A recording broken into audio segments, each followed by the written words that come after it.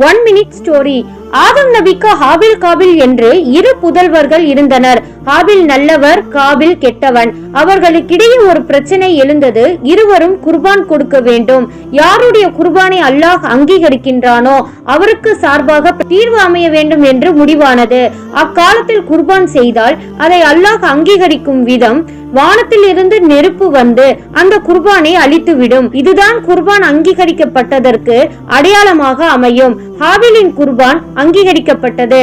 காபிலின் குர்பான் அங்கீகரிக்கப்படவில்லை. காபில் கோபம் கொண்டான். உன்னை நான் கொள்வேன் என்று தன் சகோதரனை பார்த்து கோபத்தில் குமுறினான். அவன் தனது சகோதரனை கொலை செய்து விட்டான். அவன் தவித்த போது ஒரு காகம் வந்து பூமியில் குழி தோண்டியது. இதை பார்த்த காபில், எனக்கு பிடித்த கேடே, நான் இந்த காகத்தை போலாவது இருந்திருக்க கூடாதா? சடலத்தை அடக்க கூட எனக்கு தெரியாமல் போனதே என்று வருந்தினான்.